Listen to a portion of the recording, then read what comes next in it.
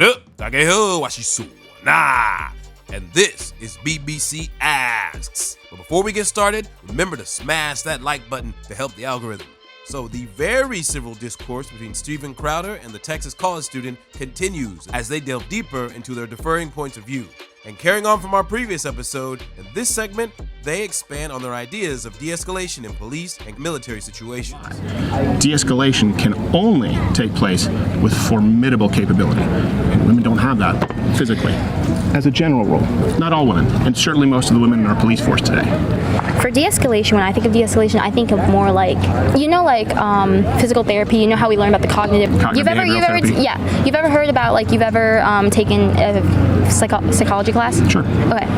And they teach us about different things about the human behavior and things like that. I feel like the way I think about it is I feel like cops should be taught that because they should be taught how to behave and not behave, but how to No, I agree with what you're saying. Yeah.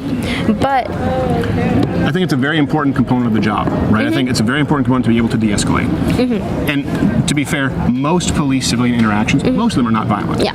But every single police officer, male or female, will have many violent interactions throughout their career. And it only takes one. And if you're not physically up to the task, and the women in our police force, the vast majority are not all of them, but the vast majority are not, that's a problem. If there are any police officers or military personnel watching, share some of your experience with how de-escalation is trained in Taiwan. Now, coming up next, Steven is going to share a personal story of his that might ring true to some of our viewers. We've talked about the empirical and anecdotal story. Okay. And I come from a background, I've done judo, Brazilian jiu-jitsu. We don't really have wrestling in Canada. I think it exists. Canadian wrestling, sorry. I know, it's not very good, yeah. There's the Olympic team, like George St. and then everyone else. It doesn't happen in high school. But now I'm a new father, and I've also coached kids in jiu-jitsu. Sure. And here's the problem, too. You have a lot of moms, for example, who when they have sons, they will tell them if they're dealing with a bully, and I had this, they say, you walk up to him and you tell him that he better stop. He needs to stop or else. Or you tell him that he needs to stop, that this is, he's just doing it because he feels bad about himself. In other words, whatever techniques that are often told to young boys. It doesn't work if the bully knows he can kick your ass. It happened to me when I was young. I said, well, stop, this is wrong, you need to stop doing this. The bully said, what? And kicked my ass. Only once I was able to physically defend myself could I de-escalate the situation. And then at that point I could say, look, do you really want to go this route? And that's what we actually teach children. We teach children, we teach them jiu-jitsu. The Gracies actually do this. I mean, it's important we teach the psychology. We say, avoid it. And then if they continue to harass you, ask them, are you challenging me to a fight? So psychologically, the bully has a choice to make. Either yes, in which case you use what you know. Or if he says, most of the time he'll say no, it's de-escalated.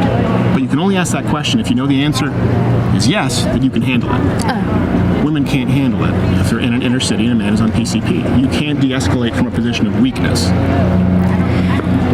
Does that make sense? Kind of. If we didn't have nukes and we told Russia to stop it, think they'd care? No. No, exactly. So it doesn't matter. You can only have peace through strength, de-escalation, if they know that when push comes to shove, there are consequences. And the statistics are really scary.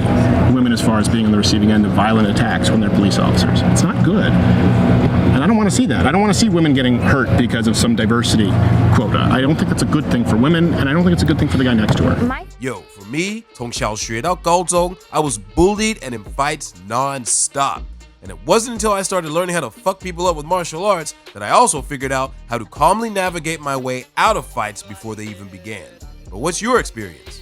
Now, in this final segment, the two will once again find common ground. But I was talking about something, and we were talking about how police need to be retrained. They get trained once, and then they're go for the job. Men too, I feel like over time, he was giving the example, it wasn't me, he was saying police officer gets trained at a job, freshly trained, whatever, physically built, whatever. Years go by, he gets fat, he gets slow, he doesn't get retrained. The training basically just leaves his head. I feel like if you're talking about that, it's honestly the same. It's I don't feel like... No, I agree. I think that's terrible. I just don't think that the solution is a reverse nirvana fallacy of, well, then let's just lower the standards for everyone. I think we need to raise it. I think we're both agreeing we need to raise the standards. Well, it would be nice if there could be more conversations like this in Taiwan. Do you guys think that proper civil discourse is crucial to democracy? Leave a comment down below. Remember to like, subscribe, and I'll see you on the flip side. Peace!